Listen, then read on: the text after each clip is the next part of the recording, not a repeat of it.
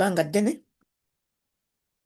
nga nkoze nnyo nga bwe mpulira n'amaanyi gaye gonna ge nalina gonna naye nga ndaba nkooye okukola naye ate ssente nga siziraba kati ne nzija wano bampabulemu baŋŋambe nti kola bw'oti kola bw'oti naye bye nasangayo byali birala nnyo ebyansikiriza okusigala ne mbeera nti okuva n'olwo ndi wano nange nkyasoma ate nga bwenjiga bye mba nsomye n'okubikwasaganya ne mbiwa ku balala.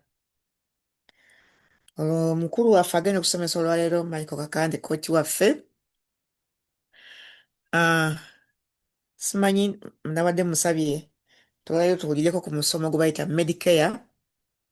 Naddala abantu abakuzeekuzemu essaawa eno mu mwezi guno okuva mu mwezi nnaku z'omwezi nga 15 omwezi ogw'ekkumi okutuuka ddala ku nnaku z'omwezi Disemba nga 7 bw'oba ng'oli 65 and above olina by all means okuregistaringa ne kampani eyitibwa Medicare. Medicare kye ki? Medicare ye type of insurance. Bw'onoosoma layisensi yaffe ng'otweyunzeeko ojja kumanya the difference between life insurance ne health insurance. Bw'ebintu ebimbi bw'obisoma byongera okukutegeeza n'okukumanyisa kiki ekiri mu Medicare, kiki ekiri mu life insurance. Nange nayingira Medicare nga ndaba ebipapula bampeereza wano bingi ne ngamba nagenda okusomamu nga nina okuyingira Medicare. Once you click 65 by all means and ways insurance eri eya gy'oba ofuna ku mulimu gyabasinga gye beeyunirako kiba kyetaagisa oyingire mweno gye bayita Medicare kuba kuliko paati A gy'obadde okolerera emyaka gyo gyonna nga federal government yekola ki yekujjako akasente akatonotono naye bw'otuuka okuletayalinga baba bakujjanjabira bweyo naye no nga nnaku ziri limited ate mu ddwaliro mokka. So olina okuyingira Medicare n'oregistaringa n'ofuna insurance negenda okujjanjabya singa n'oba oletayalinze era naye osasulirako premiums. Kampani nnyingi nnyo eziriwo. Gye nafuna omukisa ne ngenda ku musomo ogwa Medicare mu bitundu gye mbeera ne nfuna ebyokuyiga bingi n'okumanya kungi. Otuyigiriza Medicare kye ki era nga bwe mbagambye ye the type of insurance gy'ofuna after 65 oba ng'olitayalinze ne basobola okuyonjaba. Naye Medicare eyo bw'ogiyingira erimu obumulumulu bungi bw'olina okumanya ate elastinga for only 1 year. Every year olina okuddamu kugirenewinga. So omukulu oyo ajja kwongera okuttaanya ensonga ezo nange nja kugenda nnyongerako mpolampola naye nga abantu abakulu mwenna abali kuno oba bw'oba olina disability oba olina omwana na special needs alina okubeera ng'ali omuyingiza mu Medicare. Ekikulu kinayizeeyo nti olw'okubeera nkyukakyuka ez'obufuzi eziriwo Medicare ajja kugenda ng'akyuka 2026 mulala nnyo 2027 mulala nnyo ajja kuba mulala nnyo mu nsasulira agenda kuba more expensive. So abantu bano babadde beebuulirira nga balina okumanya anti bagamba nti ekijja omanyi kinyaga bitono babeere expectations ezo zigenda okubeerawo changes ezigenda okubeerawo zibatuukeko nga at least baamanya dda basobola n'okunoonya companies ezinakola ki ze banaayingiramu ezitaabaseeze mu nsasulira ya Medicare. Medicare alimu ebitundutundu nga bwe tugambye byonna mukulu ajja kubibagamba bw'aba nga binoonyerezaako. Bwe nduwa nga sibala lunaku lwera tujja kukiddamu next week twongere okuttaanya ekigambo Medicare kikulu nnyo ate guno gwe mwezi ogutandikirwako okusasuliramu okola renewal. Naye bw'obanga oli birthday yo nga ye first time ogenda kuregistaringa olina okuyingira Medicare 3 months before your date of birth or after your 3 months after your date of birth. Pozi nakinayiza ekirala nti no guno omwezi is campaign for cyber security. Mulina okutunuulira ennyo naddala abantu abakulu, abantu balindiriza gali mu kubbira mu ngeri ya intaneti. Ne batugamba tukuume ennyo akawuntisi zaffe nti ne companies ezimu bazeeyambisa nga Verizon okwagala okukubbiramu, so be careful.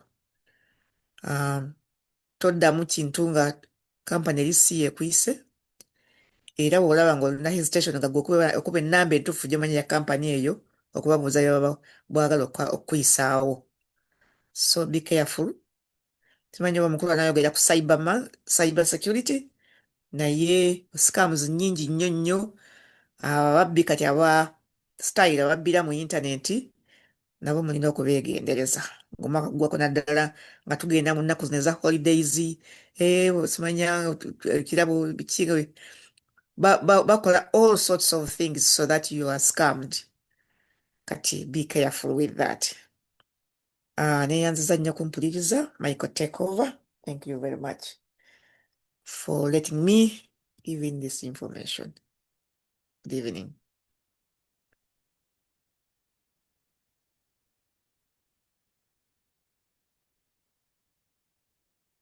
Oh, sorry. Nkuwulira kati. Nkuwulira ssebo. Okay. Webale nnyo Maama Angela kyembadde ngamba. Webale nnyo kusindika. Amawulire go, amaloboozi go gakubagana. Gakubagana? Tegali very clear.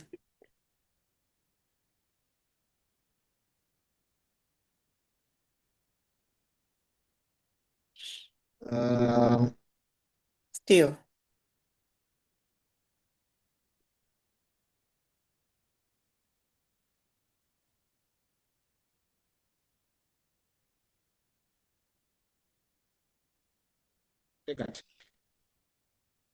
Better. Gali okay? Yes. Okay. Webale nnyo Maama Angela.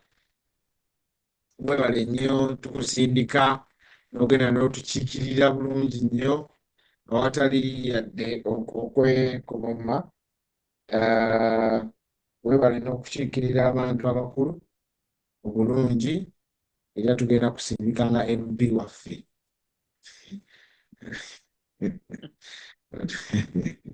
Otukiikirire nga buli wamu.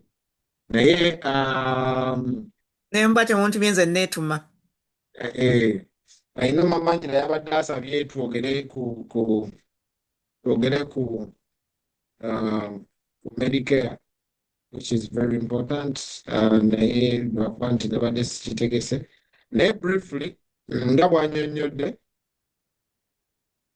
Medicare, Maama Angela nga bw'agambye nti ssente buli kaseera wabeerawo ebikyuka mu America. Ate kati bwe bigiramu ne gavumenti ekola kinene nnyo kukyusa ekintu bo kye baba balabye n'engeri gye bakyagalamu. So normally buli muntu yenna alina kasitoweza emyaka 65 oba eteekeddwa okwenrolinga kye bayita Medicare Part A ne Part B.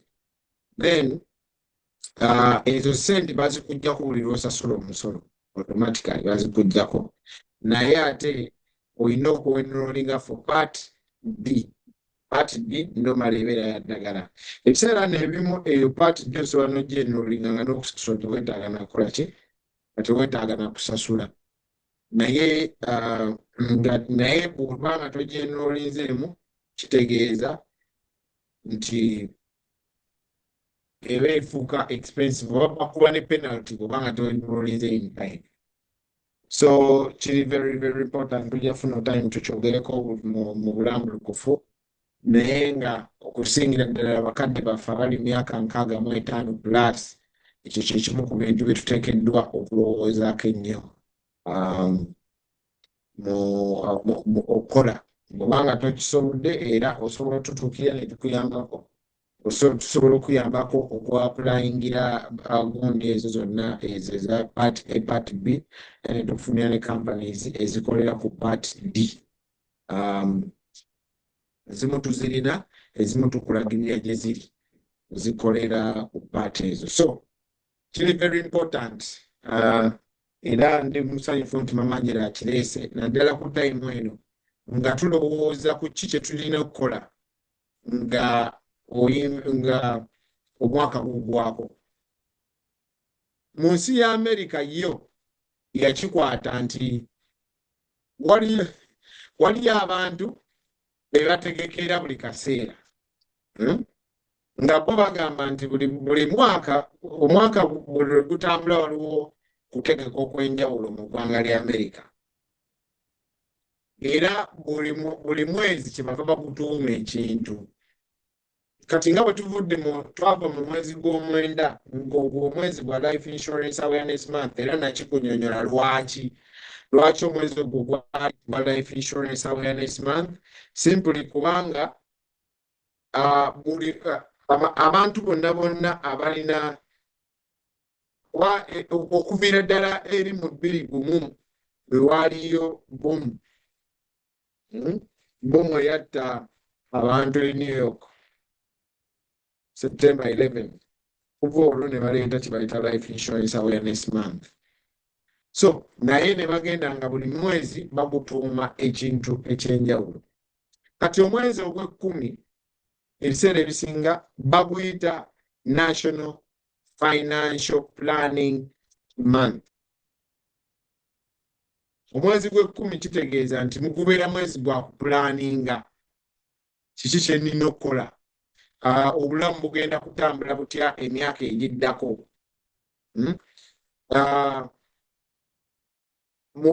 Omwaka guweddeko guno kiki kye nali mpulaninga okukola versus kiki kye nkoze.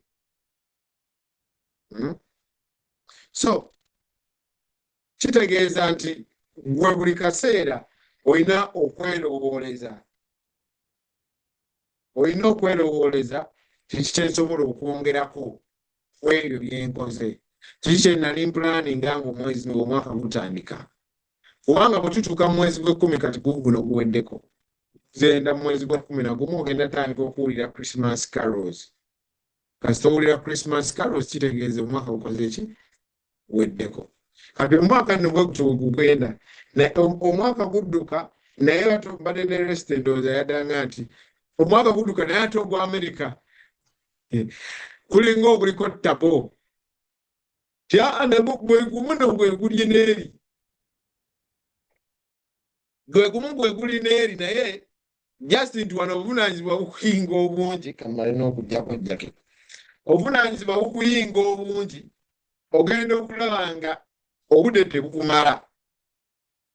Ogenda okulaba nga mutuufu mu lunaku essaawa 24 ntono nnyo. N'ogamba naye lwaki olunaku luno singa olina obudde ng'olayira ddala nti wandibadde oluwongezaayo ne luweza waakiri essaawa 36. Kati kitegeeza nti waliwo ebintu by'oteekeddwa okulowoozaako ebiri very important. Ekisooka engeri gy'osobola okuliveragingamu obudde obw'abantu abalala. Kubanga olunaku olubanga olunaku terukumala. Olubanga olunaku terukumala, then olina kulowooza nti nsobola nti okumakinga sure nti nina time.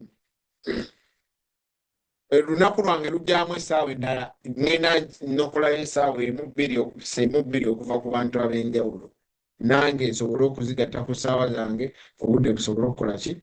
Busobole okummala. Asubire nti aba TikTok mumpulira bulungi.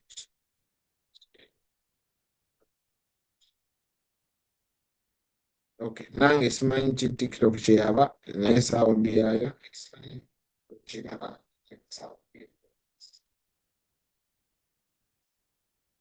sawundi yaayo erina engeri gyekolamu gyesitegeera.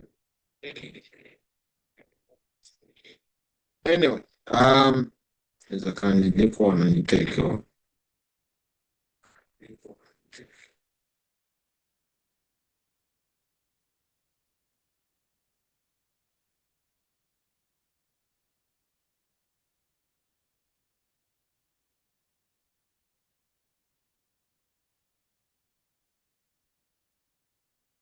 So ngenda ndowooza giteeka wano kubanga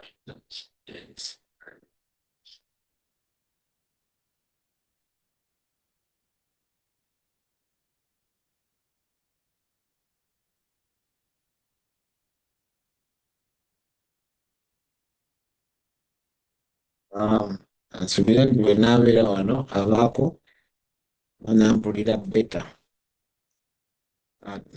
N'abali ku Zoom nsuubira nti temulina feedback. Okay. So mbadde ngamba nti bwe gutyo omwezi gwa October mwezi gwe tutunuliramu kiki kye nina okukola ng'omwaka guggwako, biki bye nina okulowoozaako ebiri very important. Jjukira ng'omwaka gutandika na wano wennyini twatula ne twogera ku kukola goals. Goal ki ze njagala okukola? Njagala kutuukiriza biki ng'omwaka tegunnaggwako. Naye nina akantu ke njagala ennyo ke ntera okubawanga omwaka guggwako nti olina ebintu bingi ebigenda bifuuka. Tiwali ogambye omwaka bwe gunnaggwerako nga nina ka kugenda okugwawo ng'olina kapeti. Wali ogambye omwaka bwe gunnaggwerako nga emu ku goolo zo za home genda okumalayo nga mutuufu ofunyemu homemaker ki oba kisiimuula. Ebintu byonna bigenda bikyuka awo ng'omwaka gutambula mu ngeri gy'otamanyi why. Kubanga ekisooka tetumanyi engeri gye tusetingamu goals ezo, oba n'ekyokubiri zitulemerera okutuukiriza. Kubanga wano mu America tulina responsibilities nnyingi. Responsibilities ezo zitubbako obudde. Lwe zitubbako obudde tumaliriza nga tetulina time etumala. Kyova nti singa ozuukuka jasi n'okirowoozaako bulowooza nti October aweddeko, kitegeeza omwaka guweddeko 2025. Naye ng'ate bw'ozibiriza wano olaba nga 2025 atandise wano ejjo. Era ogenda kulaba nga bw'obadde oyinza okwekanga nga bw'okyali. So kitegeeza nti waliwo by'otakoze, ebintu eby'enjawulo bye wandibadde okoze ebyandituukiriza ekyo ky'oyagala okuba.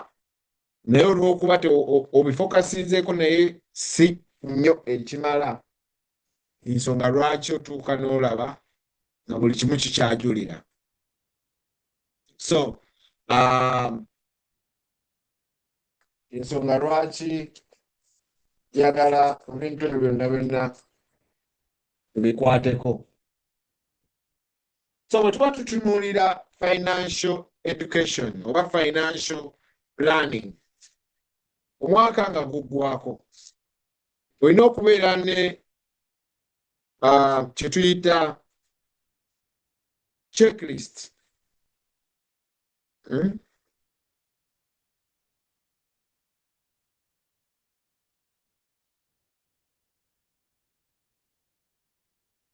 Olina okubeera ne checklist.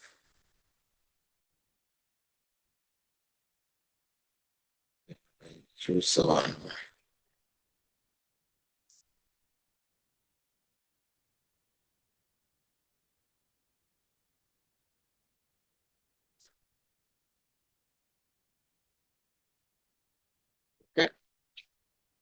Olina okubeera ne checklist ku bintu bye wagamba nti bye njagala okukola guno omwaka.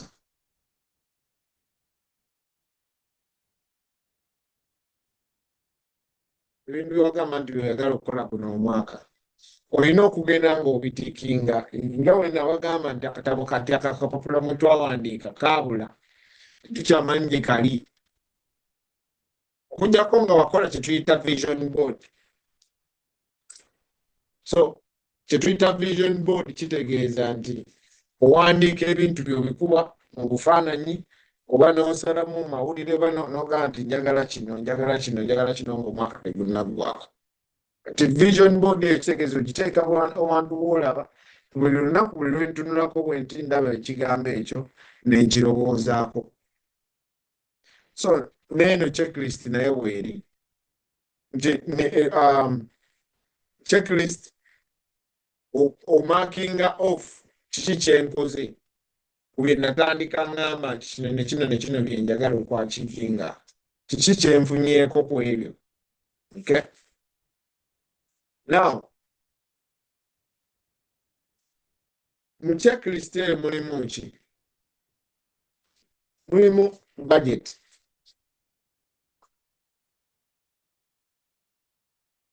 Omwaka nga gutandika oyinza okuba nga watuula n'ogamba nti saagala kusukka budget yange saagala esukke zino ssente. Naye nga gye tugenda tukoma ssente olumu zeeyongera olumu ne zikendeera olumu omulimu n'okuvaako omulimu omulala ne gujja n'olwawo so ssente ezo zigenda zikola ki? Zigenda zikyukakyuka. So olina okukomparinga actual spending yo. So mu budget olina okutunuulira actual spending versus planned. Waliwo ssente ze walowooza nti zino zenja okukola ki? Zenja okukozesa. So olina okubeera ne gundi ezo bbiri. Zino ze napulaninga, zino ze nkozeseza. Wa wempisiza mu ze napulaninga, wa wempisiza. What is the goal? The goal is kufissa. Unfortunately, kuffe ebiseera ebisinga the goal ebeera kugamba zino ziremeddewo angende nyongeremu kabiya. Kati n'oba nga esente zandibadde zifisse ezo nosavinga toyongedde zispendinga. So bw'oba otunuulira budget olina okutunuulira what was your actual goal. Oba wali opulaninze kukozesa ssente mmeka versus ssente mmeka z'okozesezza. Okay? Then kati tuli mu kwota esembayo. Biki by'okyusa? Kiki ky'oyongeramu, kiki ky'oggyamu? Maybe wali opulaninze nti nja kutravelinga. Sometimes ebiseera ebisinga wano mu period eno fenna olumu tugamba tulowooza nti nina okugenda e Uganda for example, ffe Abannayuganda kubanga buli ali Munnayuganda okugyako nga naye olwokuba njogera Luganda ekitegeeza buli ali kuno Munnayuganda. Ebiseera bingi omuntu atravelinga naye nga atravelinga kubanga it's a routine. So si lwakuba nti nno alina ensonga lwaki atravelinga. Ngenda kuwa ekyokulabirako. Bw'obanga abazadde bo tebaliiwo ng'abaana bo babeera mu America nga bizinesi zo teziriiyo, oyinza okuba nga teweetaaga genda Kampala buli mwaka. Oyinza okuba nga teweetaaga genda Kampala buli mwaka kubanga ogenda kulaba yaani. Wali ab'enganda yes. Naye ab'enganda abo oyinza okuba nga buli lwo because olina okutuula n'obala travel ekukostinga ssente mmeka. What is the cost? Bw'oba ogenda kikuggyako ssente mmeka? Because abantu bangi nnyo atuuka mu time nga nzibu nnyo nga tasobola nga mutuufu ali mu negative mu buli kimu. Naye ng'ekimu ku by'alina alina okutravelinga. Obanga togendangako Uganda, obanga olinayo maama wo, olinayo taata wo, olinayo abaana, that's different. Naye kati njogera ku muntu nga mutuufu Uganda olinayo bakazini b'abakazini. Njogera ku muntu nga tonnawasa na kuwasa ne bazadde bo baabaawo. Naye nga gwe wakifuula rutini nti nina okugenda e Uganda buli mwaka, nina okugenda e Uganda. So eyo cost olina ogibala. Do I really need it? Kino kiri very important kubanga Uganda is very emotional and that is why tukola ensobi nnyingi. where we come from is very emotional. We are emotionally attached to that place. So, because we are emotionally attached to Gamba, watching Mwaka and their game, which is good, it's very okay. Naye ekosito gisobola bw'obanga olina amabanja nga gakuli mu bulago ate ng'ogenda kwongeramu $1,500 ogende e Uganda, is it worth it? Kyenjagala oyongereko wano, is it worth it?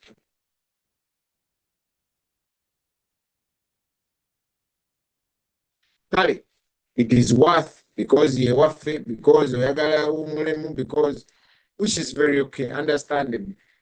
Naye bw'otuukayo kikyokola. Abantu bangi ava wano jjukira ssente zino otuuka eri $3 efuuka 1 million. Ebisatu bw'obadde obispendinga wano olabanga ssente ntono. Neziba ssente nnyingi. Kati ogenda kutuuka osooka ogende mu bbaala. Osooka ogambe babawe. Osooka oggalewo ebbaala. Otuuke ekiseera eky'okudda ng'olina okutunda essimu okufuna tiketi ekuzza. Naye lwaki? Because life gy'obadde olivinga ng'oli eri. Oyinza okuba ng'ogamba nti ngenda kuyamba ku gundi ne gundi, kambawe gundi njamuwayo 5, gundi muwayo 10, gundi abo bakinywi betwabeeranga. That is, that's at the end of the day, it's your money. It's very okay. You know the attachment join n'abantu bo. But ogenda mu bbaala n'ogamba kati bano nina balaga nti ndi mu America. N'ogamba baleete waliwo eccupa ya mwenge gyempulira boogerako ennyo. Mawait oba mawe something. Eri very expensive. Ekigambo nkyerabire naye mpulira nga bakyogera. Yeah? Berea. Berea. Berea. N'ogamba kati ngenda balaga bano baleete Berea ng'eyaka. At the end of the day, oyokyeza ebisatu n'enjano sina bisatu byokka kubanga eyo yokka endozo bweri 7,000.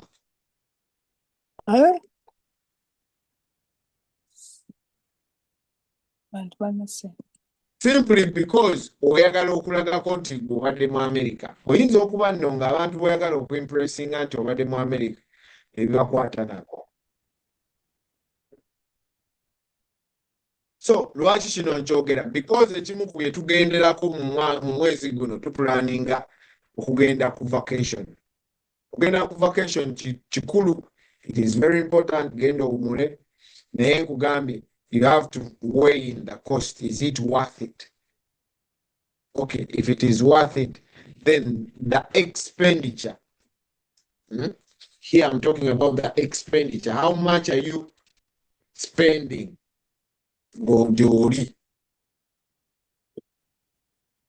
Is it worth it? Okay. So, ebyo byonna olina okubirowoozaako. Osobola okusanga omuntu n'akwata ganga y'abaana be bonna n'agamba katulumbe Kampala mwaka ku mwaka n'ospendinga $1.5 okutambuza family.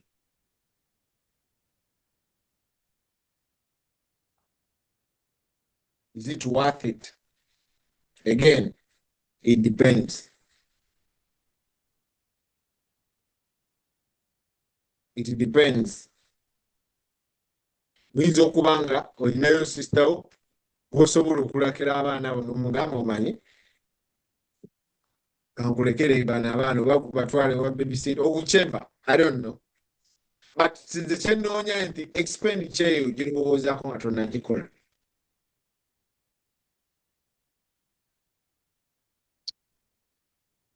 Then this time of the year is when you check your credit health eri etya. Credit ye eyimiridde etya. Waliyo account zosobola okufuniramu credit. Osobola okusaba free credit report okulaba credit yo kati eri ku ki.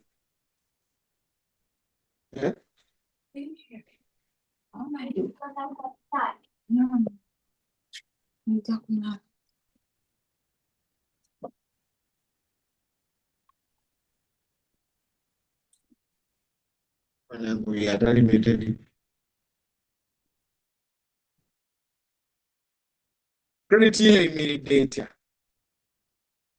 So osobola okusaba free credit report n'ogiraba n'otegeera okay kiki kyenina okukola okugiimprovinga oba kiki kyenina okwewala nga gyonoona. Kuliko errors. Any errors. Sometimes basobola okureportinga credit yo ne bagireportingako ekintu nga kikyamu. Kisoboka. So era oba osobola okukidisputinga. So olina okutunula credit yange eyimiridde etya. Noddayo buli mwezi. Okay? Track monthly. Nogamba okay kansooke nzireyo kati January credit yange yali etya. Credit ebeeranga ki nga stocks. Kambukakakirira okusinziira ku activities z'okoze. So oyinza okutunulira n'ogamba kansooke nzireyo mu January lwaki credit yange yakka. Nzijukidde saasasula kino ne kino. February era nekinkostinga naye mu March nakitereeza. Nenyambuka kati May uno nyambuse nake wano nayongerako points bweziti. It is very eno time entuufu ey'okutunuulira n'otandika okuwegeejinga olabe credit yo eyimiridde etya. Then tunuulira ze tuyita retirement contributions. Retirement contributions. Omulimu gy'okolera. Omulimu gy'okolera ki kye bakuwa. Abantu bangi nnyo nga tamanyi oba ku mulimu bamuwa 401k oba tebagimuwa. Bwe baba bamuwa kyenkana ki ekola etya nga tamanyi. Again, osobola okujja wano ne tukusomera ebipapula ebyo ne tubikunnyonnyola. Tewetaaga tusasula by the way. Just wetaaga kubookinga time. Kinjagala munsomere ekipapula kyange ekya 401k bino byenkola bitegeeza ki. Ensonga lwaki twatandikawo gino emisomo naddala ffe kunnyonnyola community yaffe. So si lwakuba twagala nnyo okwogera. Naye twagala ebintu bino tubinnyonnyole mu lulimi lwe tusinga okutegeera.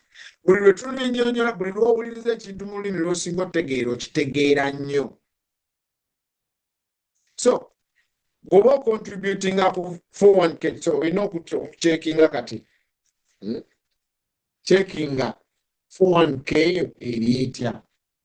Ocontributingako sente mmeka. Bakwongerezaako. Company ekwongerezaako sente mmeka. How much? How much is the match?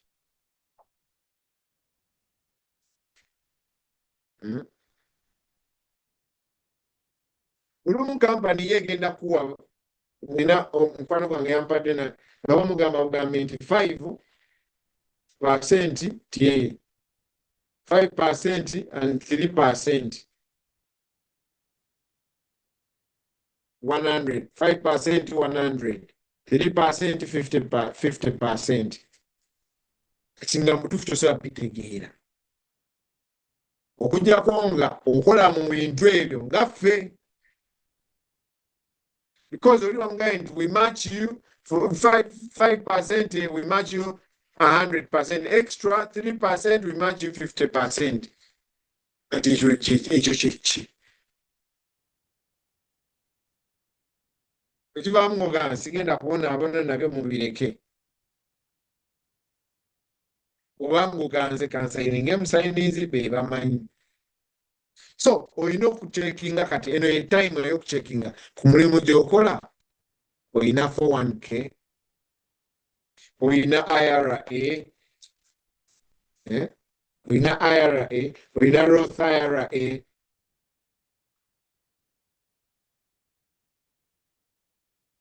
Otuuseewa maybe oyagala okugimaximizinga, kuteekamu sente otuke ku maximum.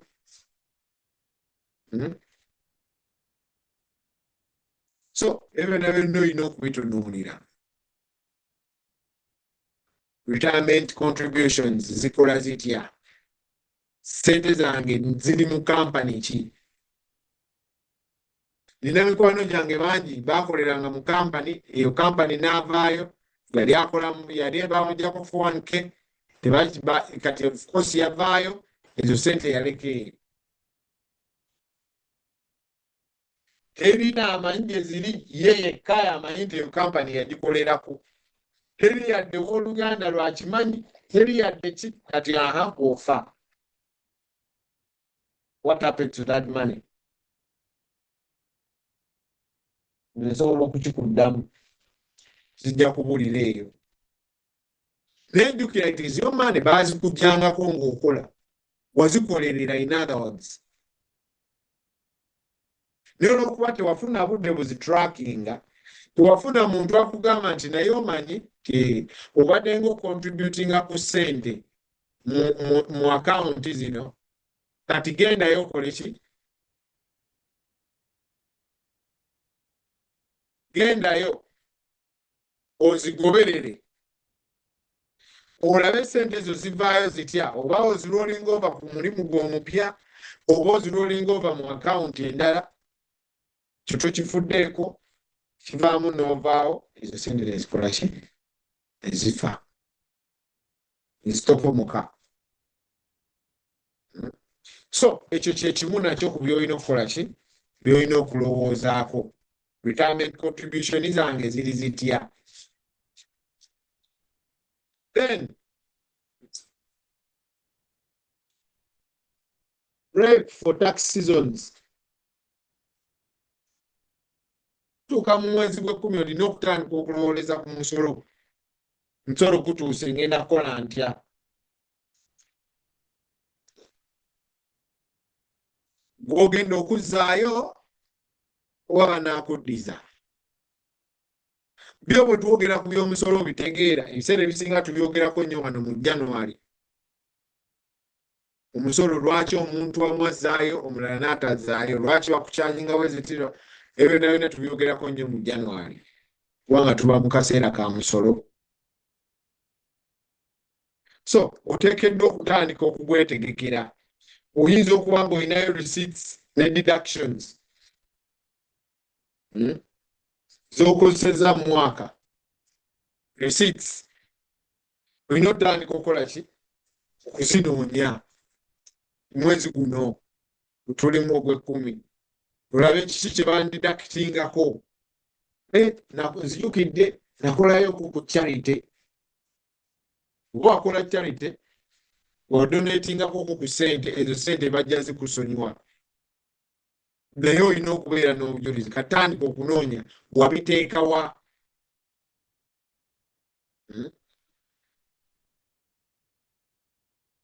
Medical.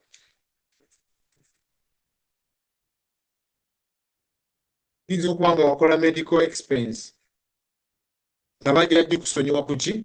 Musolo.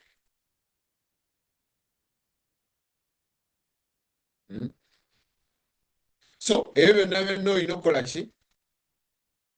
Olina okubirowooza. Then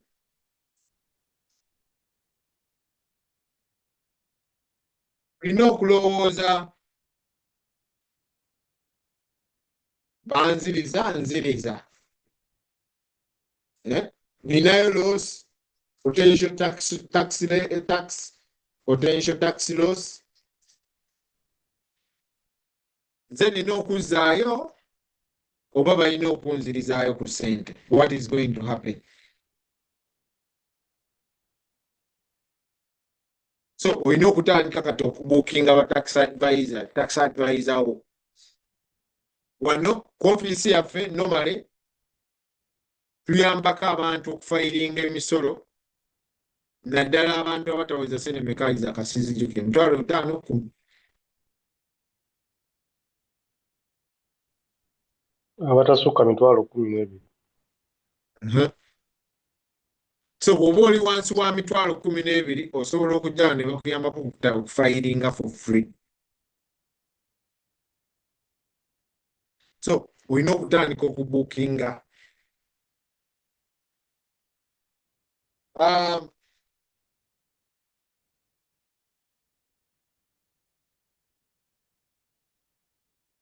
Emergency check, emergency fund check. Keberako ku emergency fund yetuuse wa.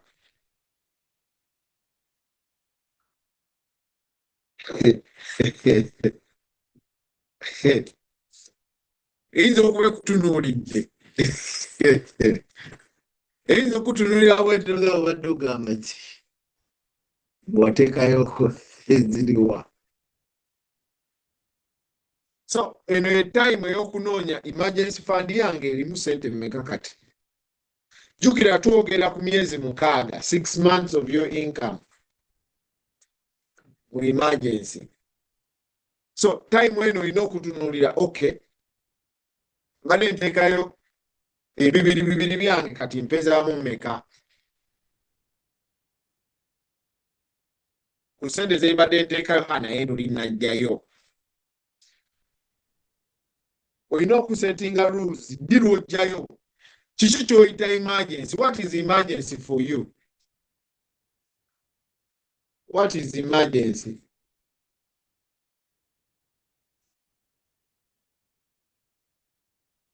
Embaga ya mwana wa mukulu wo emergency. Era ogenda n'oggyayo ssente nti kubanga simanyi kyakukola bannange manyi tulina olwa abantu benjogera nabo omuntu nagamba mwami Kapalaga genda kunnindamu katono manyi nina embaga ya mukulu wange, embaga y'omwana wa mukulu wange enjuddemu.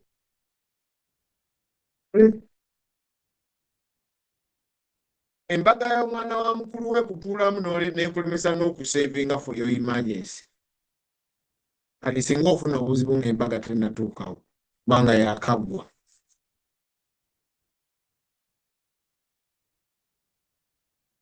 Okitegedde nti naawe okituuka ogenda fuuka kisibu.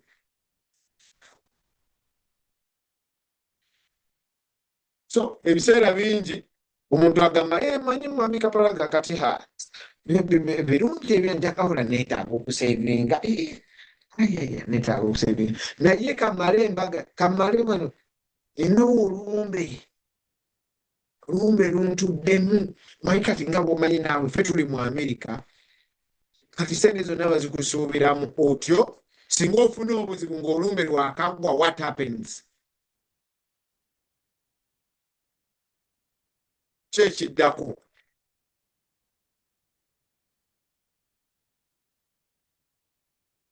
So what is your emergency? Gwe ki ky'otwalanga emergency ti ssente zino lwozikeberako.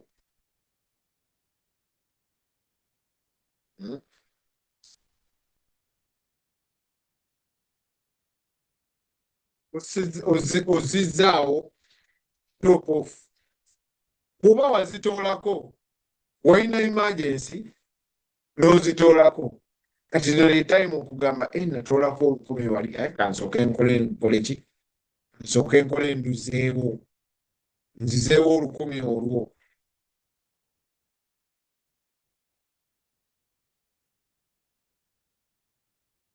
So olina okutegeera nti emergency fund yange 10 lwe najjako sente ze najjako nzezezaako nkyagibuildinga ngituusizaawo kati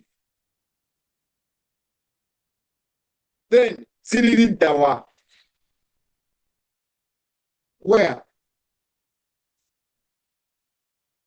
are you keeping that money eza emergency oziterekawa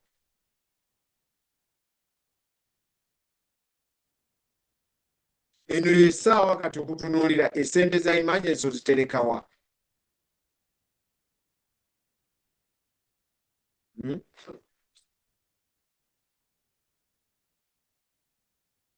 Kitegeeza nti singa otegeera nti sente zino nziterese mu akawunti yange saving account oba checking account oli mu kuzoonoona kubanga yo banka oziwadde. Manyi ffe bwe tuteeka sente mu banka tulowooza nti bw'oteekayo sente edda nange kino nali nkirowooza nandowooza nti bwenteekayo sente mu banka neŋŋamba nti kati otyo nzize banka nti mbawadde omutwalo kuba mbawadde 1,000 nekisusa mbawadde 10,000 mbawadde bwa 10,000 mumeka 10 nti bweyalaawo kuba bw'obuteeka mu mashini nga bugwayo kitegeeza bweyalaawo bweyalaawo kati bw'otuuka okuzinona nga batoolako bw'otuuka okunonayo 2 nga batoolako ku buno obweyaze nga batoolako 2 nga babikuwa. Buli lw'oteekayo sente nga yo banka egamba weebale nnyo munywanyi ng'egenda etandika oziinvestinga. W'olizikiimira nga banka ekozeemuuko amagoba agawera. So kati kitegeeza bw'obanga naawe osevinga sente olina okulowooza nzitaddewa yadde za emergency naye nzitaddewa. Waliwo akawunti ez'enjawulo ezisukkuluma ennyo ku checking ne saving. Checking ne saving oteekamu sente naye ozoonoona.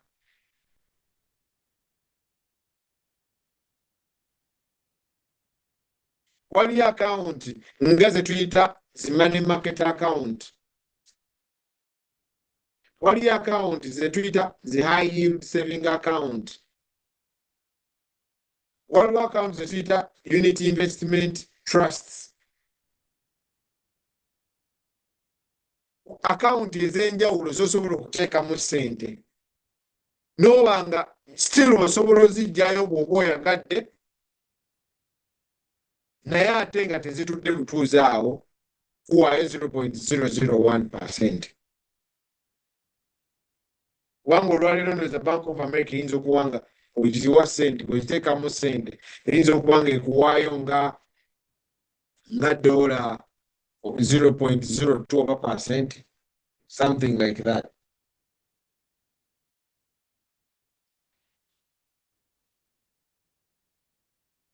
So oteekeddwa okutegeera ssente zino wezitadde wa eza emergency yange nzitopinzeeko nze najjako kiki ekigifuula emergency fund.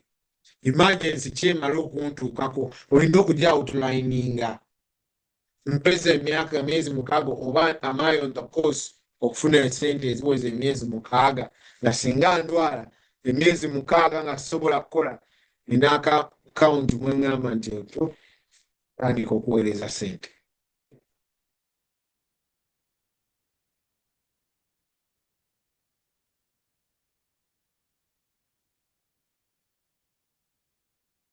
then olina okutunula ku ki?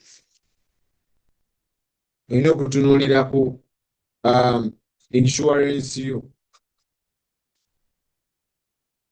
Olina okutunuulira ku insurance yo.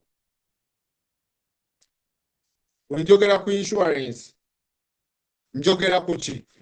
Njogera ekisooka auto insurance. Auto insurance kati egenda ku renewinga. Naye abaffe olowooza teriyo insurance eri kiipa? Olaba nga bakyakuwa insurance ng'eri expensive, maybe oyinza okufuna eri kiipa. Wano by the way tubikola ebyo ne tukunoonyezaku ne tulaba ne tugamba omanyi katukebereko ku insurances lwawo waliwo eyinza okubeera kiipa. Bw'eba nga teri kiipa gisigaze gy'olina. Naye watya nga ate eri kiipa ng'osobola okufiisaayo $3 omwaka n'obiseevinga kati ate mu saving yo. So bw'ojja wano tugenda kutunuulira ku gavumenti njagala mutunule ku auto insurance yange eri etya. Tugireviewinge tukebere ku insurances endala ez'enjawulo. Tukompeyaringe tulabe eyo gy'olina ekyakusaana. Because insurance waliwo wezituuka n'efuuka expensive. Osasula $300 mu insurance omwezi. Ezo 3,600 omwaka.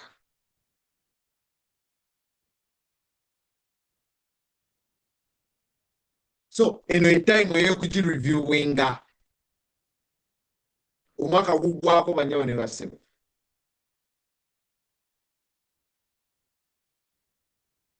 Olina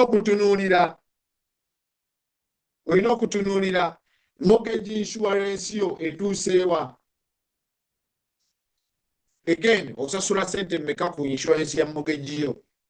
Nga bwe nkugambye tulina companies nnyingi nnyo zigaba bino ebintu. So jangu okebere mortgage insurance yange mbadde nsasula bweziti. Oyinza okunyamba okufunirayo ku insurance entono. Maybe, maybe not. Era bwe tugirunninga ne tufuna quotes nga gwe sente z'osasula ntono, ento twala gye tukuwadde kusigaza gy'olina. But reviewinga mortgage insurance yo. Reviewinga renters insurance. Renters. Yadde orentinga nnyabo ne bassebo weetaaga insurance ey'ewaka. Nti singa ebintu by'omuliro gubikwata ani akusasula? Nzijukira wano mukwano gwange Ashraf ebintu bye byakwata omuliro kati ng'alina okukola buto. Ani akusasula ng'ebintu bikutta omuliro? Yadde orentinga still weetaaga renters insurance. Oba bw'oba ogiyina teriyo erya layisiko.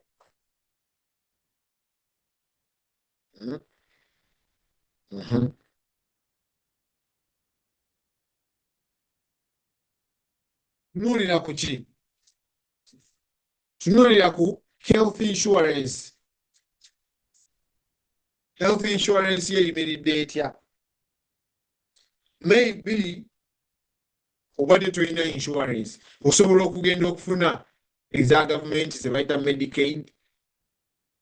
So ky'okubeerawo nga tulina health insurance yadde. Eya gavumenti kitegeeza tosasula. Era nayo health insurance tutera ogyogerako wano mu bulambulukufu. Kitegeeza tosasula.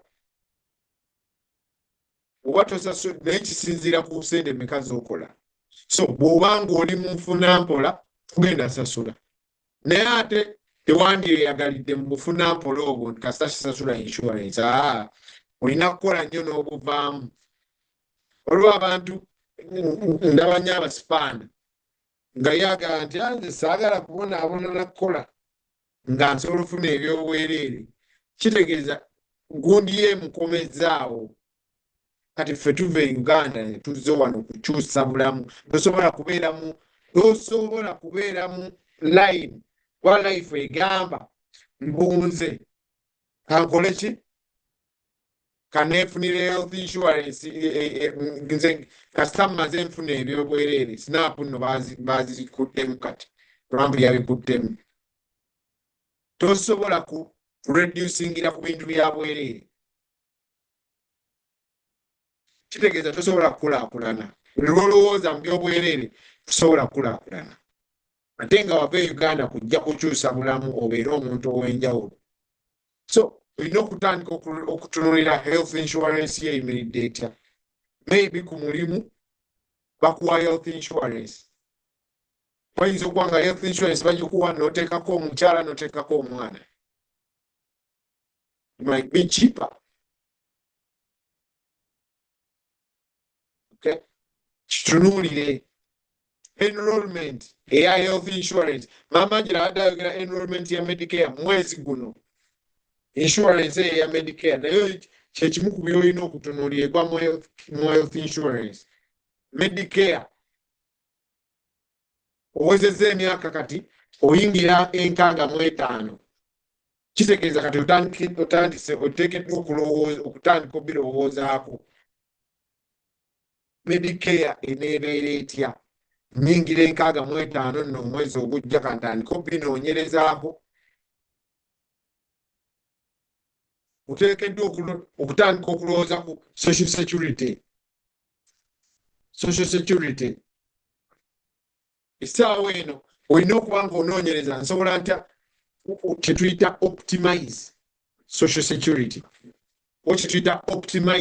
security sobola ntya okugioptimizinga naye mbanga bajja kumpa ssente eziwera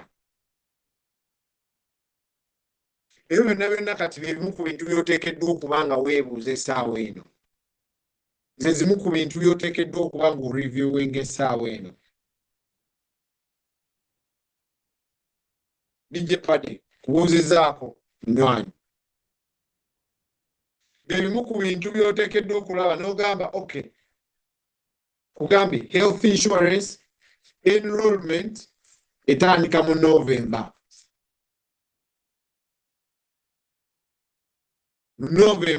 enrollment ejja kuggulawo oluyingira mu November bwoti genda onoonye health insurance gy'osobola tandika ogisasula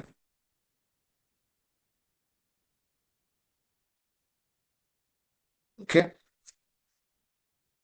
tunuulira life insurance saawa eno tuli mu kukola reviews z'abaclient baffe era bwe tuba tetunnakutukako ng'oli client waffe manya tujja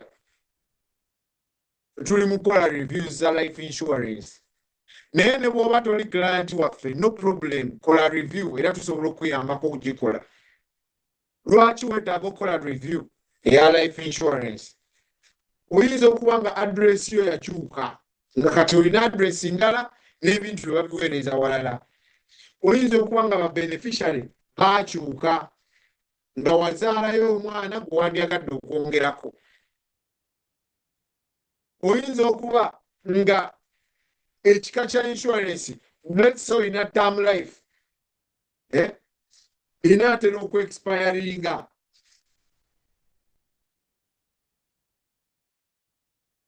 because nga wemumanyi nti term life oba oguze egenda emyaka 10 myaka 20 myaka 3 kati oyinza okuba nga wagigulira ogula ya myaka 10 tulingidde omwaka ogw'omwenda omwaka ogujja egenda ku expiringa onookola otya eno esaawa ey'okukirowoozaako oyinza okuba nga olina insurance ya community insurance wagigula mu community yo gy'olimu ebaagikuwa oba nga tukuziika naye olina ogireviewinga nayo kubanga oyinza okuba nga essaawa eno emyaka oyingira 7 tenga community insurance egenda kukoma ku 7 kati gwe tomanyi nti kyogenda kuba tokyalina insurance So ensonga lwaki oteekeddwa okukola ki okuzireviewinga. Bwe tureviewinga tutunuulira sente meka z'olinayo bwe ziba za cash value, amagoba genkana ki g'okozeeyo kati essaawa eno we twogerera owezezzaamu sente meka. So review ze tukola mu insurance bwe ziba nga za cash value tutunuulira amagoba. Nja kujja wano mbalageko ku magoba abantu ge bakola mu insurance ezo. Leero mbadde reviewinga muntu nga yafuna amagoba ga 12.79%, something like that. Magoba 12.79% ku sente ze nga ge magoba ge zimukoledde. So ezo zonna zonna review teekeddwa okukola ki kuzikebera essaawa eno. Okay, olina ebyo byonna biri mu ki biri mu insurance. Olina okureviewinga insurance yo wa weeyimiridde kati. Bw'oba toyina kitegeeza ino essaawa yennyini osetinga goal n'ogamba sookewo obula guno omwaka nfune insurance. Get protected bw'oba toyina. This is the time. Gamba nti no, omwaka guno tegugwako nga siri protected. Singa nfa bifiira wano, singa ndwala, what happens? Nedda. Okay? Then olina okureviewinga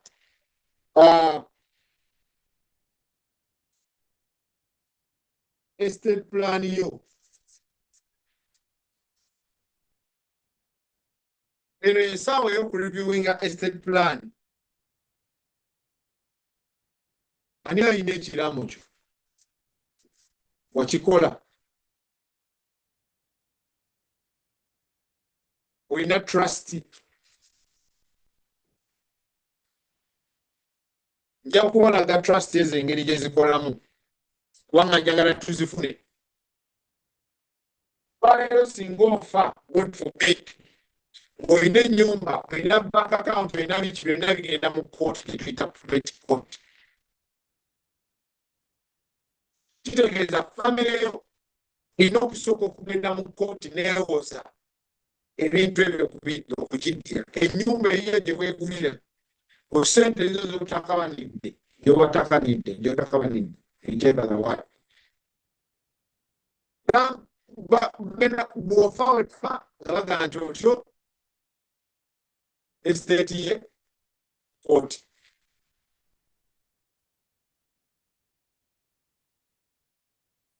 Olina trust tebibaawo. So ekibuzo kiri nti olina trust. Olina power of attorney. Power of attorney yani omuntu oyo akola decisions eziri financial ewuwo nga tokyasobola. Because oyinza okuba nga oli mulamu naye nga tokyasobola kwogera, tokyasobola nga naye waliwo financial decisions ezirina okukolebwa. Omuntu oyo omuyina power of attorney. Olina document eyo wadde eri bagitegeka nti bwembanga sikyasobola kwogera gundi kyasalawo kyonna mukikole kikola.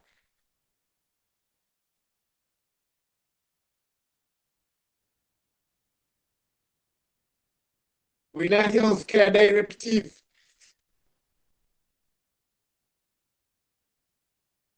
Essaawa eno y'ey'okumulaba healthcare directive.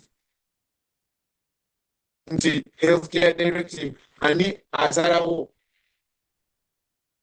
nti bwembanga nvuddewo oba bwembanga ntwadde nnyo n'aga nti mumanyi mukube morphine mugyeko oxygen agende.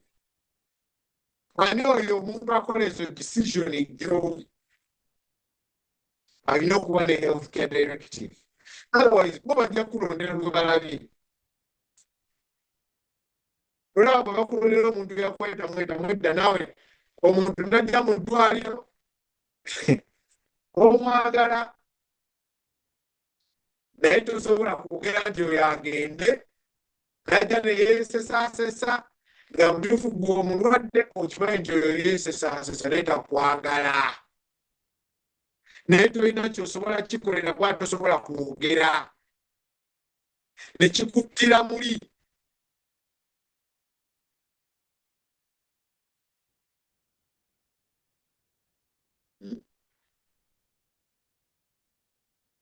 wheelchairs eno yesaawa ey'okukola ki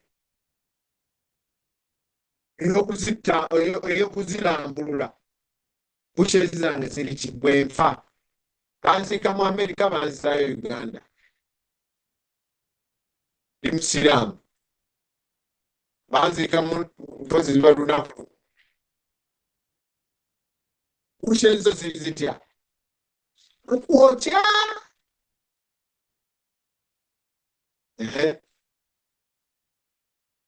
ebyo byonna olina kati obikola ki olina okubikebera kati obanga tomanyi engeri ya bikebera osobola okuyitawo ne tukuyambako ani musika ani atwala ki ani hea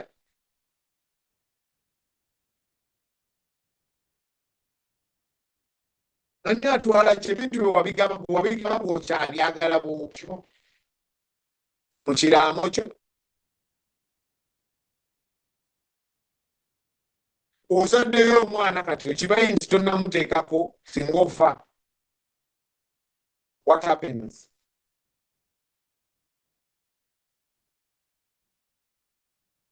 nabamu ekyokulabirako kya omusajja ono yali omuzanyi w'ensolo yaffe tunyonyani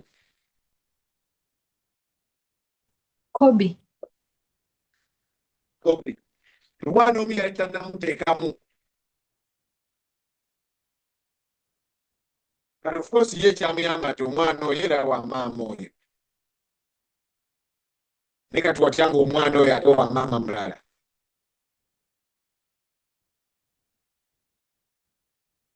n'ovaawo nga tomutaddeeko kubasikaabo kubafuna ku bintu byo ne baleeta yaawe yazaalayo eno ani otyo kale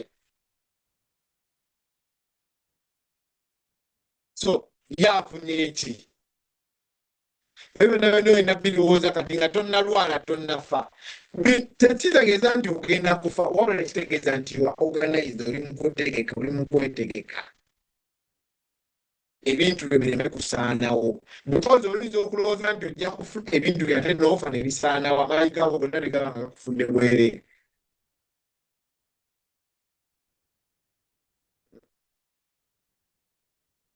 ani guardian maybe oli single mother okimanyi nti insurance tejja kuwa ssente baana bo nga tebanaweza myaka 18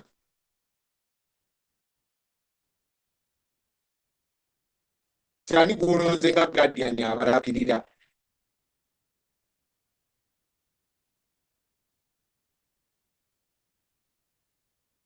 eno esaawa okukirowoozaako n'okiteekawo noga nti bwe mbaawo sisita wange gundi y'alina obuvunaanyizibwa ku baana bange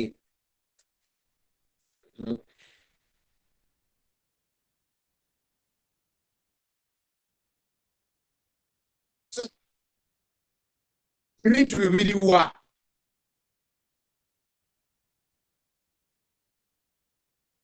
ebintu byo biriwa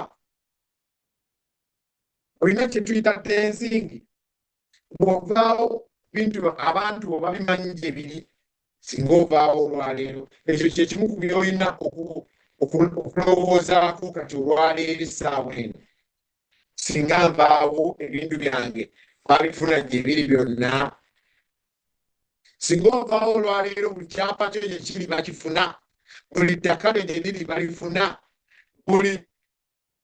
Account yo gyeri bagimanyi singa tokeesa God forbid singa tokeesa ebintu byo byonna byonna bino babifuna again oyinza okutalagala bibagamba funa account eno gyoteekamu ebintu ebyo omanye nti mbitaddemu babiraba naye bwe mba nkyalimu teriyajja biraba account gyeri okwata ebintu byo byonna kyapa ti kino bank account zino ebifaananyi by'abaana bange ebyo bino bino byonna eri abiraba okugjako gwe alina password account naye bw'ofa abo bwayagala babirabe kitegeeza basobola okubiraba so olina pulaani eyo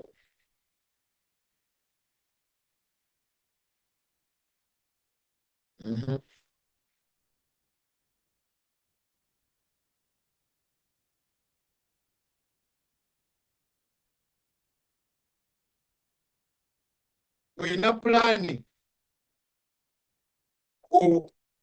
mortgage yo wa real estate wo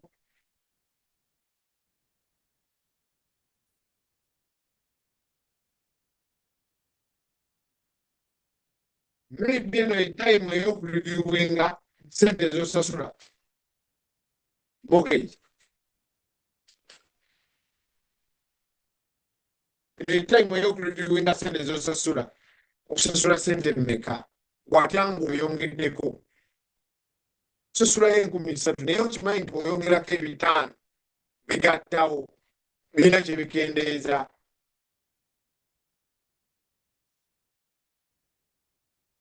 maybe ekyo kye weetaaga okukola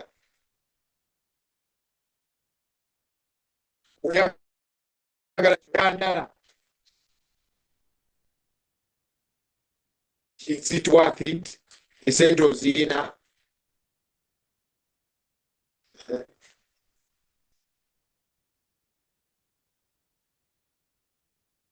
eno etime ey'okutunuulira ku investment zo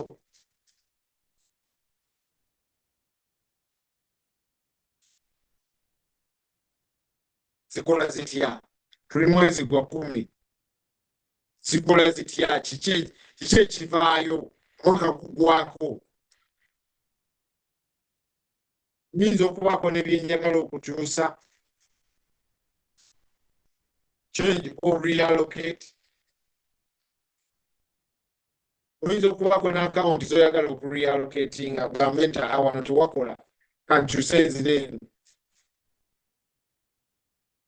eno etime ey'okubikola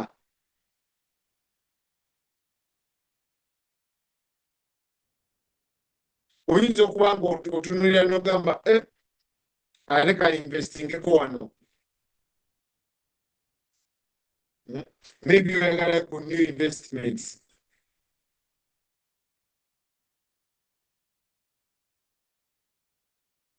ebyo olina okukola ki kubireviewinga eno essaawa olina okureviewinga ku immigration papers zo obirekeredde nnyo tekigenda mu maaso what's going on gendako ewalooyawo tusalewo omugaye nti wayi kiki ekigenda mu maaso tukoze tutya tukole ki kituba tuzza oba kibintu because omwezi omwaka guno guggwako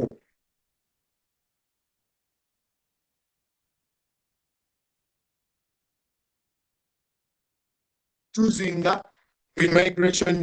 immigration papers zo ne balooyabo webawe akuyambako gambe nti njagala wayi njagala kukola ki kigenda mu maaso kebereko webusimu wandike email tuwandike sebbaluwa bintu njagala bitambule tebijja kwetambuza ng'obirekeredde tekijja kusoboka naawe olina okuba ng'obigoberera So eno essaawa ey'okulaba ebintu bino byonna byonna omwezi guno ogwa October really very important okulowoozaako okwekubamu ttooki otunule olabe ogambe kino wano wentuuse kino wano wentuuse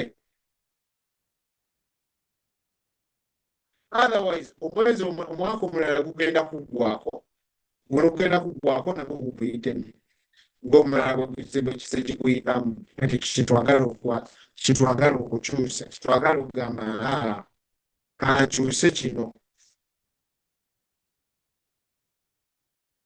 twagala kutuuka ku level banyabo ne basebe bino byonna byonna weetaaga okuleetiza checklist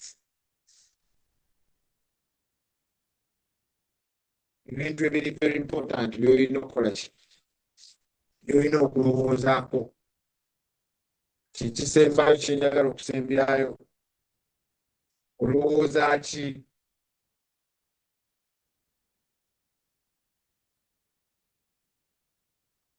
olowooza ki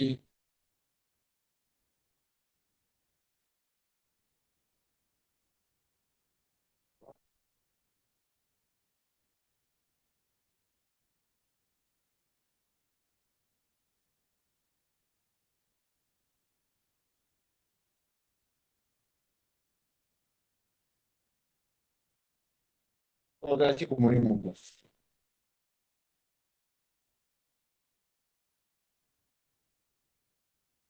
njagala kati oddeyo okuva January bwe yatandikira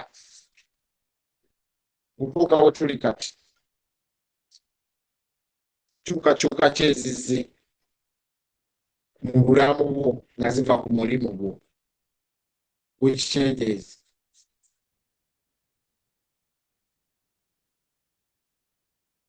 nkyukakyuka kyezizze ebiseera ebisinga tutya nnyo okukyusa emirimu because simply fear nzijukira nze nakola njogera nnyo wano nakola emirimu 18 mu myaka 3 naye nga buli awo kyoleraga buli lwawulira nti nakuvuddeko nga gamba gwe togenda kuddamu kufuna mirimu bajja ku blacklistinga bagambe toli mukozi mulungi bagambe biki well sindabugosi that is not where I belong njagala otuule wansi wekka munywanyi mwezi guno ogw'ekkumi ogambe nti naye katyanga mwaka guno kutandika nkyukakyuka kiri enfunye ey'omugondo eze omulimu gwange guno nfunyeyo ku benefits ki zebagamba enfunyeyo normally bagamba ki health insurance okay yagamba life insurance yagamba 401k yagamba biki reviewing benefits and reviewing you have to review the benefits because njagala otegeere nti omulimu gw'omuntu akukozesa ku kukipingirawo wakozeseza ogwe mulimu gwe okusinga obukulu kumakinga omulimu gwa manager kumakinga sure nti okola emirimu oba oyagala okikakasa fuuka manager bw'obeera ofuuse manager kitegeeza buli akolinga gw'ogenda okukola awo kyokka kyekirina okutegeeza nti buli manager ayagala omulimu gwe okukipinga ng'okola why kubanga singa tokola yalina okukola contract egamba oba tolina akola olina okukolawo kitegeeza osobola okufuuka manager naye nga tolina off buli apikinga buli akolinga olina okujjuzaawo ate client onomulekaawo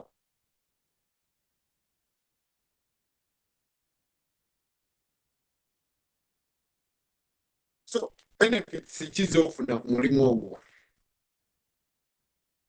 increment eri etya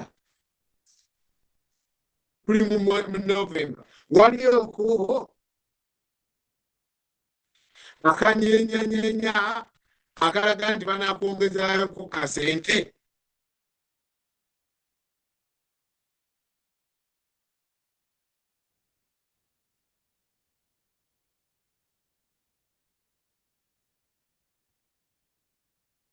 Jjukira mu kampani gye nali nkola apanga $13 awa kira ajoka 13 ne batwongeza naga nti oli mukozi mulungi ki katukwongedde sente 25 namba.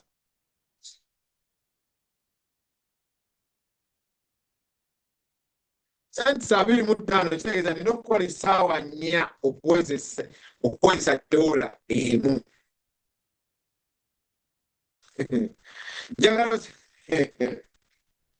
Njagala just okirowoozeeko. Abasajja bampeereza ebbaluwa ne bagamba nti tukuwongeza such a good work employee nti because of your persistence and simanya biki we've decided to increase your income by 25 cents per hour.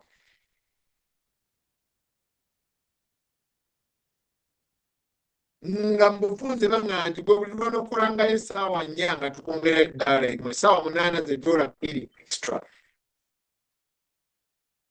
olunaku. And I'm supposed to say thank you.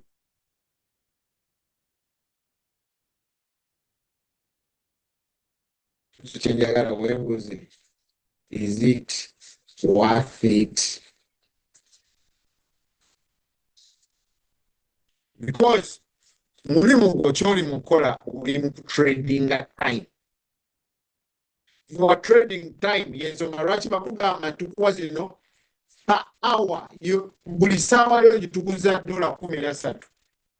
Kyekitegeeza sijukira bwe twatuuka mu covid ne bagamba nti bannange olwa covid ebintu gye tukitamu sente tugenda kubawa $15 per hour. Ntugamba bannange bano bayitirivu ate kati bongeza covid $15. Abadde mu 13 katunzize ku 15 awo nno.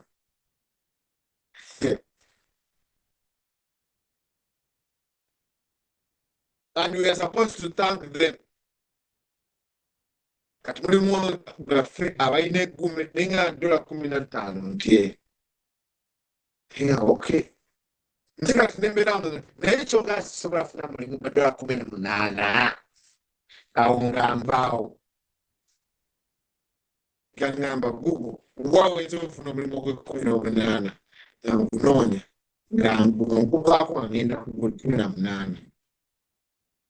Bwe ntula ku $18 mwezi gumu 2 naye kyogamba nti kyogamba nti wano mu America omulimu ogusinga ebbeeyi kubanga nzijukira omulimu gwange bwe nasooka okufuna $18 nali nkola ku kampani bagita Insulate eriwa Acton. $18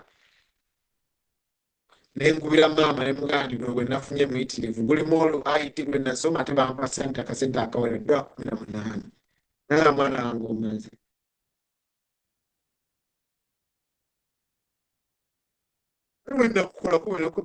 Naye kyogamba wano mu America nsobola kuba ku $18.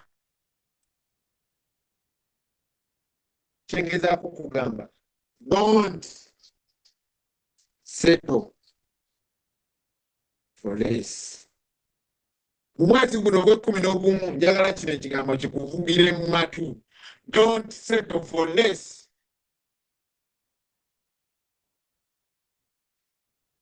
Don't settle for less. Mwezi guno.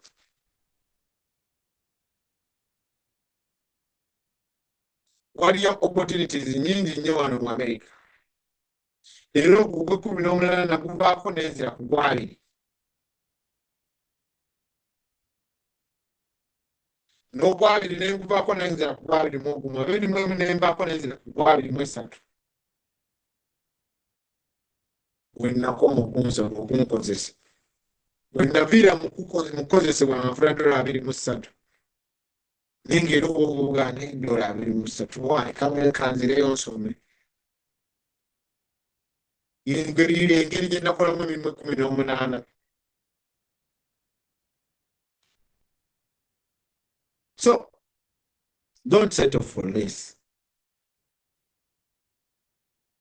Omwaka nga gugwako njagala otuule weerowooze wekka mu kitanda kyo oba mu kitebe kyo bw'onaasula ku mulimu weerowoozeemu ogaa naye zino ssente kweri ze najja okukolera mu Amerika ndyoke mmale ku mulimu guno ebbanga lino lyonna zino ze ssente ze najja okukolera mu Amerika.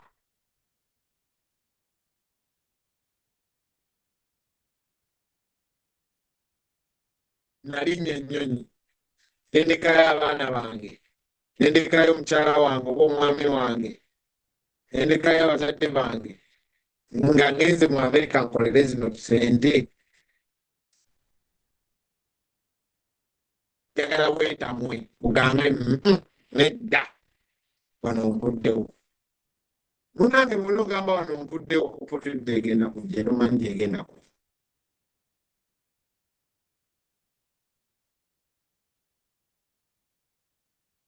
n'okulowooza ku Job wano nina akapapula kentunulako wano kagamba nti JOB nti Job kigwayo nti journey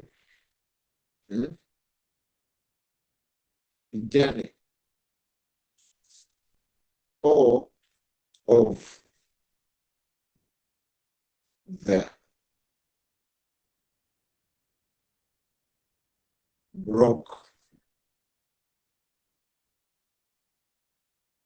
Journey of the broke.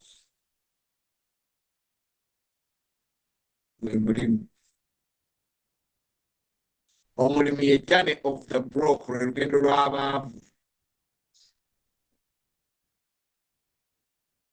Sijagala otulaawo okirowoozeeko lolo omuntu agenza okumpa $15 nze mukoledde mmeka.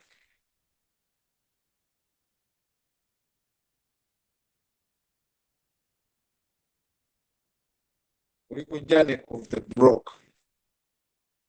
Kati nze natuuka awo n'ensala leerwe neeyamba nedda wano nvuddewo. So oteekeddwa mu mwaka guno nga guggwako njagala otuulemu wekka wa screenshot y'akantu ako buli omu njagala okuba screenshot y'akantu ako kentadde ku screen otuulemu ewakaawo wekka addemu okalabe ogambe naye wano wendi wennajja okubeera mu Amerika. Is this the limit? Naggwayo. Kyogamba wano naggwayo.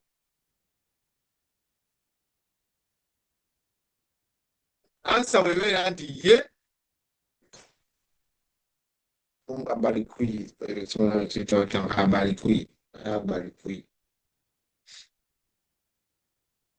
Assalamu alaikum. Ansa bwebeera nti nedda. Can you try to look for another opportunity?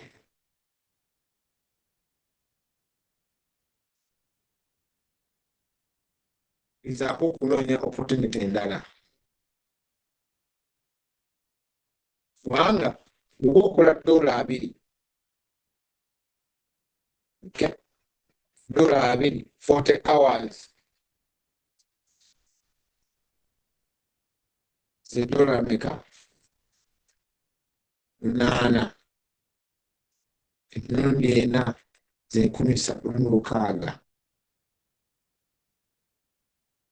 Kyogamba ekyo kyewajja okukola ekyo kyekyakuleeta mu Amerika wano kola $36 wali tosazikola eka.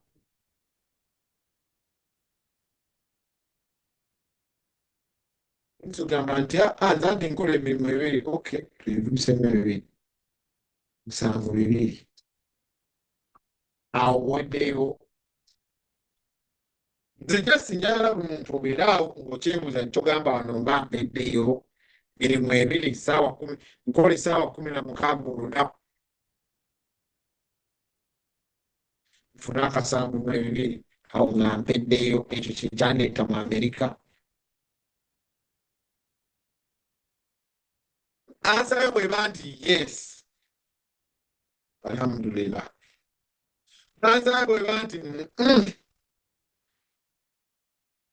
waliyo nsobola okweyongera, go for it. So mwaka nga guggwako, omwezi gw'ekkumi is a national financial planning month. Bino byonna byenkulaze wano ebintu kuba opulaninga byoteekeddwa ohighlightinga.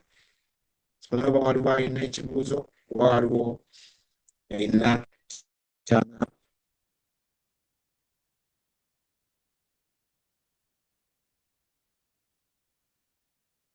Ndabe kuba ali ku TikTok wano.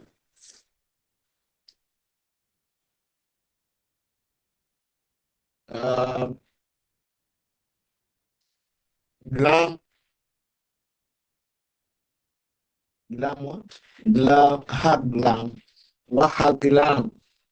bwe kubeerako gambye anoonya auto commercial insurance no problem yeefunire gyo lino ndabaawo ng'agezezaako baddamu kolito baddabuza ofiisi zaffe ziriwa ofiisi zaffe ziri nsobola ntuula wano ku 209 Burlington Road, Bedford, Massachusetts. Naye ng'ate tulina offices nyingi across the country. Naye nze specifically home office yange kwentuula. Okay, because Judy abadde agezezaako baddamu abali ku TikTok. Mwami Kasule buuzaako Kasule si taata nze Kasule taata wange bakola ki ku TikTok essaawa zino. Okay, simanyi waliwo alinayo question, bw'aba tewali alina question, nja kusaba abantu ab'enjawulo batubuuzeeko. Ennaku z'omwezi wikejja tujja kubeera e California nga lumu. California ele tujja kubeerayo ng'ennaku z'omwezi lumu. So 1 ne 2. Lwaki kubanga olina omuntu e California obanga gwe omnyini obeera California ennaku z'omwezi nga 1 ne 2 tugenda kubeerayo omusomo awo. Okay? So ekyo kiri very important. Then ennaku z'omwezi 5 ne 6 tujja kubeera California still naye side eze San Jose, San Francisco. Oba olinayo omuntu eyo tekigaana tubuulira tumumiitinga. San Jose, San Francisco 5 ne 6. Then nga 8 ne 9 tugenda kubeera e Seattle. 8 ne 9 November tujja kubeera e Seattle mu musomo ogw'amaanyi era still nga 8 tujja kubeera n'ogw'oluzungu ate nga 9 tujja kubeera ne ogw'oluganda e Seattle. Nga 15 tujja kubeera n'omusomo across the country we tuyita full summit. So abali mu Massachusetts wano office kujja kubeerawo naye ate nze specifically nja kubeera Arizona. So n'olwekyo bw'oba olina abantu b'omanyi Arizona ennaku z'omwezi 15 ja kuba Arizona. Ohio ennaku z'omwezi nga 29 wajja kubeerayo omusomo obanga olina omuntu yenna gw'omanyi e Ohio. Then ne program endala tujja kuba nga tugibabuulira. Wano Lina Liz agambye this is more about saving in an IRA be better than investing in a rental property in Uganda. Lina oba oyagala honest answer yange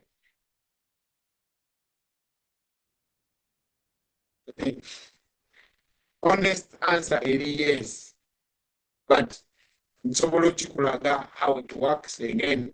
Ojja kukwatagana ne Judith oyo mukole programu muyitemu in details, but the simple answer is you can't go wrong. Okay. I'll advise, I normally miss your classes, but do you upload them on YouTube? Yes, I do. Naye ebiseera ebisinga nziteekayo mwami Alavazi, wamukyala Alavazi. Ebiseera ebisinga nzibeerayo ku YouTube yange eriko Kapalaga Bebe, waliwo n'endala eriko Michael Kakande. So ezo be either or. Emisomo gino kwe gibeera bwe tugimaliriza. Bamwerabidde nekiganda kunzijukiza okusingana nawe waayo kusoma obwolwokuna oluwedde sikulabayo nembuteekayo. Ndowooza bwe tulina ababadde ku TikTok ababadde kibalina kye bagamba. Mwami Thaddeus mumbeerombuzeeko muganda wange nakumisinga wiiki ewedde naye bali kubeerako. Rugo Agrace Majje Habat bali mwenna. Kale njagala iPhone, waliwo iPhone yono omukyalo no iPhone. Emitingo ombuuzeeko. iPhone.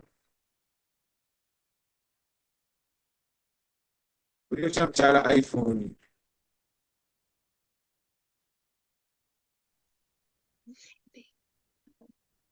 Hello.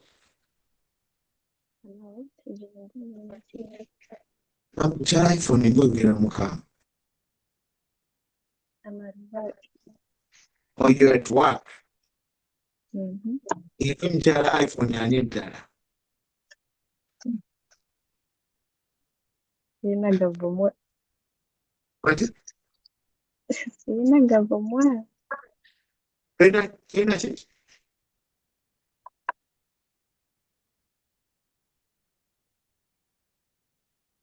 Ogambe tulina ki?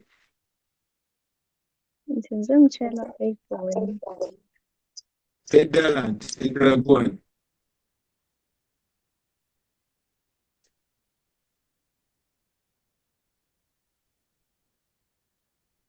Amanyi ga iPhone batanze n'ogatuma abantu. Kale webale kubeera kani akuinvayitize wano. Neinvayitize. Weinvayitize. Okay, webale kuinvayitinga. Okay. Rose unmuting ombuuzeeko, then waliwo omuntu gwe bayita KDI Development Initiative. Then waliwo gwe bayita Dennis. Moyo order. Rose ntandise naawe. Rose waliwo Rose yekka, then wabeerawo ne Rose Mutesaasira.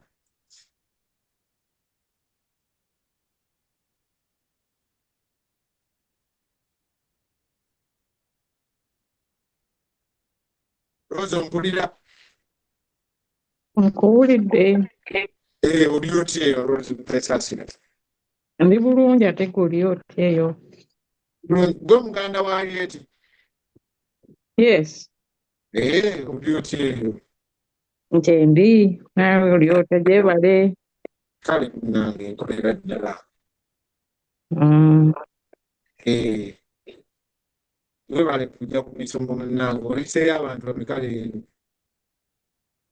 Ya ngezezaako nzizereeti mbadde nkola naye ngezezaako. Okay, kansubire byetwogedde ofunye olina kyoyizeemu. Nkwasizaamuko. Webale nkwasa. Ya weebale kusomesa. Kale. Waliwo Rose omulala.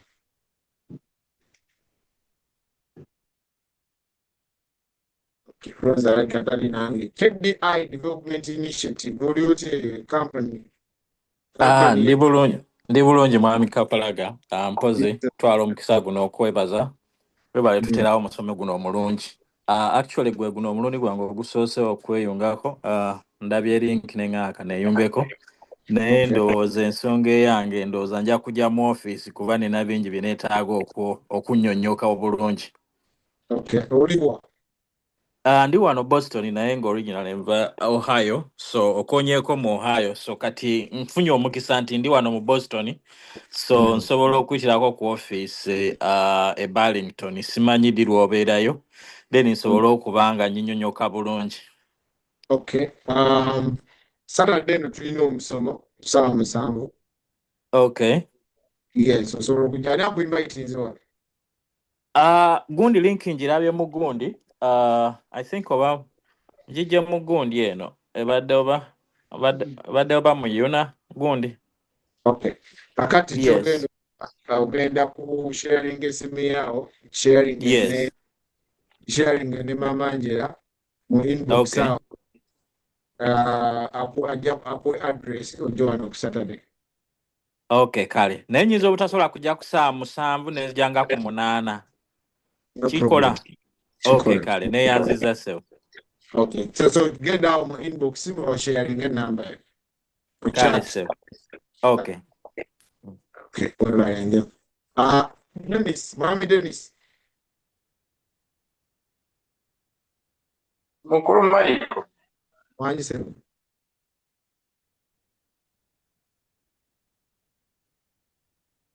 Mami Dennis nkuwulira taata.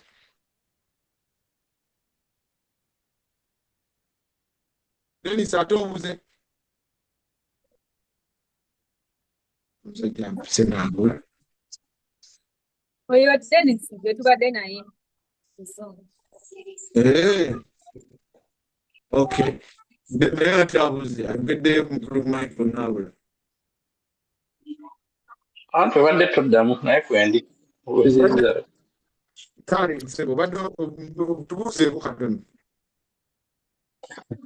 Abaliko mwebale kubeerako na kuwuliriza kubeera na mutima ogwiga ekikka buli lunaku. Naye mu kumanya mu kubeera informed kiyamba nnyo.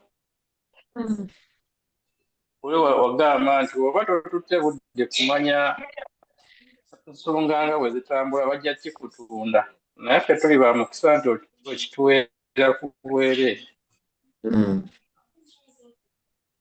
Akuba ogenze n'onnemesa okugula beleya sikyali. Naye webale kutusomesanga kubeera n'omutima ogwo okutubuusanga. Bonna abatwala obudde kwongera okumanya. Kale mubeere bulungi wonna gye mufiirira bannange. Kale webale nnyo. Okay. Simanyi ono Eva Semakula manyi nazo oba Eva kyona alina iPhone.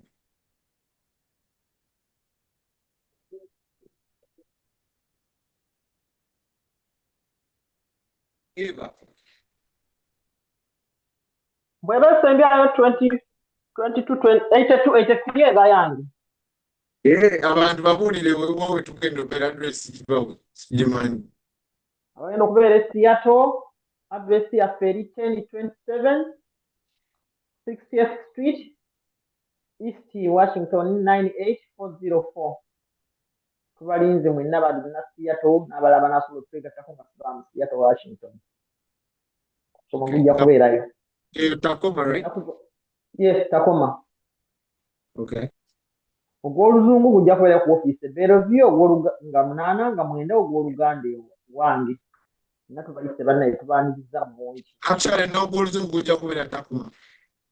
Nagwo gujja kubeera Tacoma Bellevue. Yes, hotel Tacoma.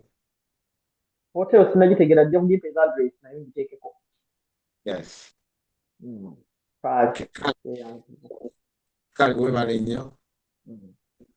Ali California naye atukulire address we tugenda okubeera.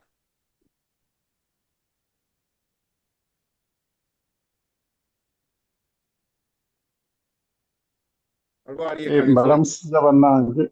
We tuli wano e California. Mwebale kujja ku musomo. Ab'e California tugenda kubeera ku Shamani Way. Oba omanyi Venice Airport weri we wali office yaffe we tugenda okubeera.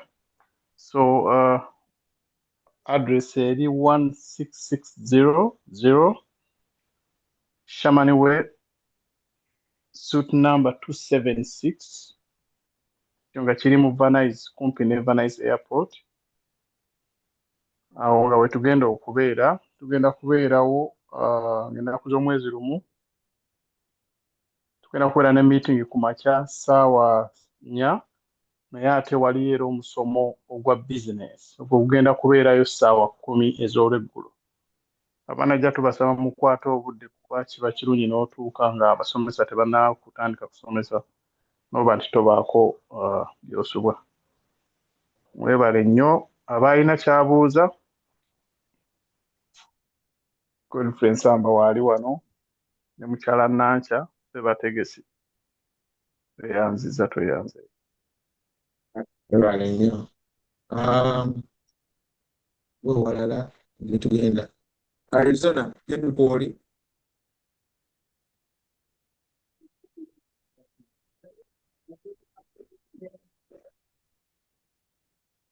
Mbadde njagala kwenyumako Medicare.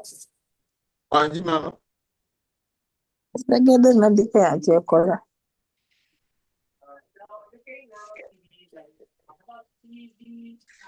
Mama nange binkwagala. Otegedde Medicare kyekola? Katujjako omusomo mulamba nga gwa Medicare. Bagisalako ssente naye simanyi gye giraga. Tujja kukolayo omusomo mulamba nga gwa Medicare tofaayo. Ate Oba onoterowooza 65 wetaaga enrollingamu. ate olowooza nti ndikugenda mu 10 ng'ate olowooza mu 65. Oyo omwana akyali bebi. 65.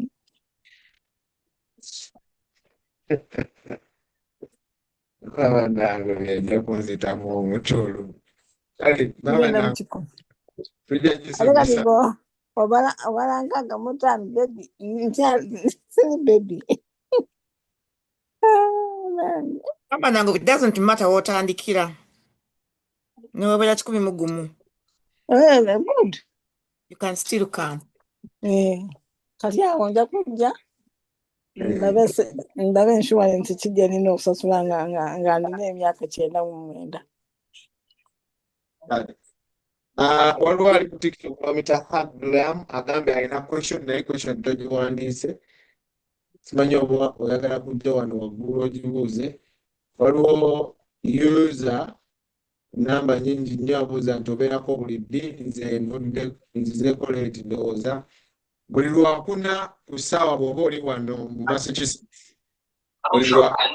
Ssaawa z'omu Massachusetts ziba bbiri, simanyi wende oli. Naye tubeerako.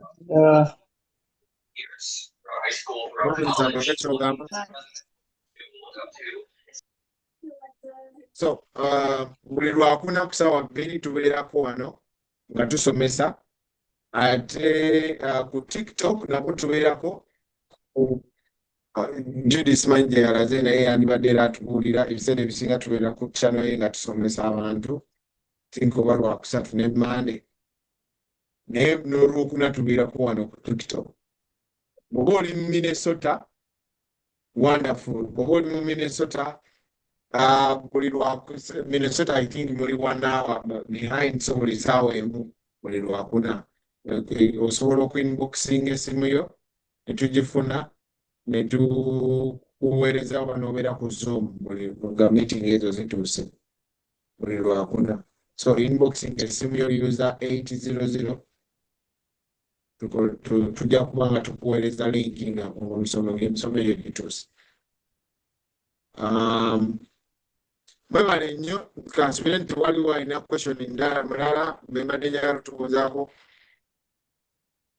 Boss Lady abeera ndowooza ku mulimu. Abasigadde ze feesi zensinga okumanya. So mwami nnyo nga mbuzaayo okwo. Alavaz abuuza, can I inbox my Ugandan number too? Yes, you can. I am Alavaz. osobola okuinboxinga oba osobola okuinboxinga Judy Kyemanyi mwali mu chat omwo. Wami nyumba.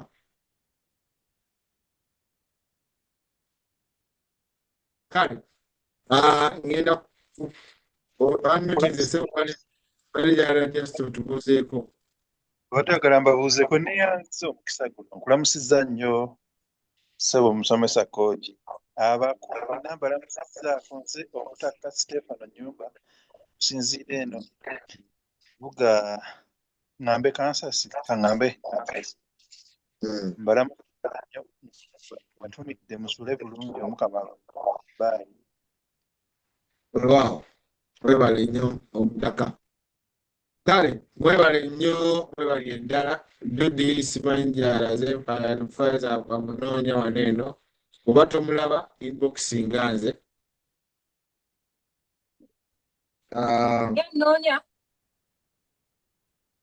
Wakuyisa oyogere omusomo gy'ogenda okubeera mwalizo naawe wasirise kati ku TikTok bakunoonya era osirise.